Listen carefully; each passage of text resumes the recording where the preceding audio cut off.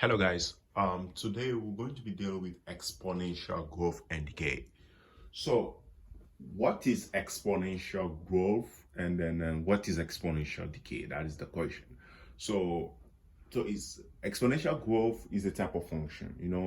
We have different type of functions. So we have a linear function and exponential function. We have quadratic function too.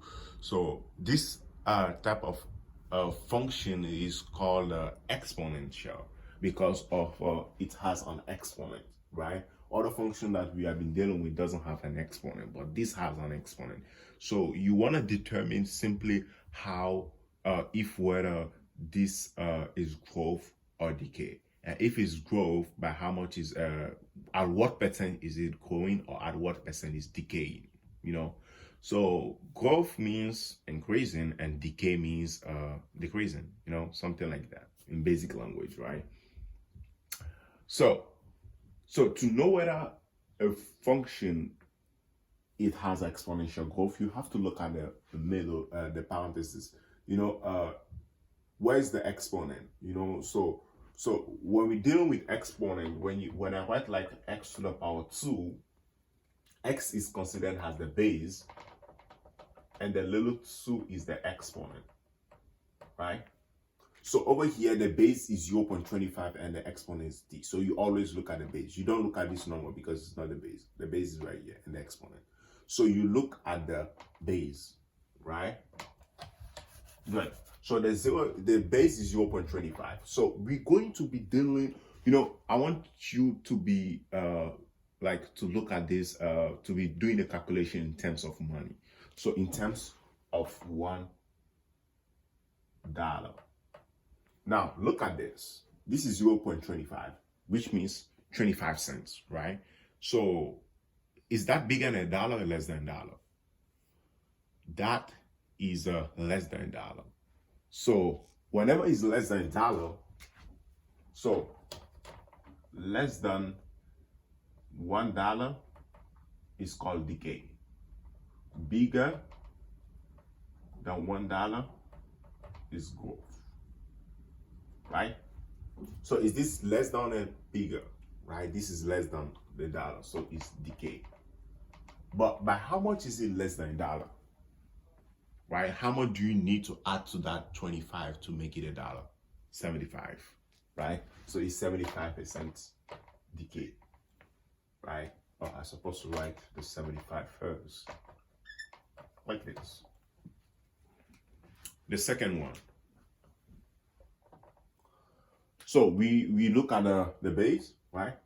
In terms of dollar, is that bigger than $1 or less than $1? It's bigger than $1. That means it's growth. By how much is it bigger than $1? 20 cents. So you just add 20%, right? We're not using cent though, we're using percent, right? But calculating in terms of. So the third one, 0.85. Is it bigger than $1 or less than $1? This is less than $1, so it's decay. By how much is it less than $1? With 15 cents, right? 15 cents, you need 15 cents to make it $1, so it's 15%. The number 4, we take the base. We are not taking 2.25, but we're taking 1.05, right? And bear in mind, 1.05 and 1.5 are not the same, right? So 1.05, that means is $1.05. 1.5 is actually $1.50. There's difference, right? So here is $1.05. Look at it in terms of money, right? So this is growth because it's bigger than $1. But how much is it bigger than $1? With 5, right?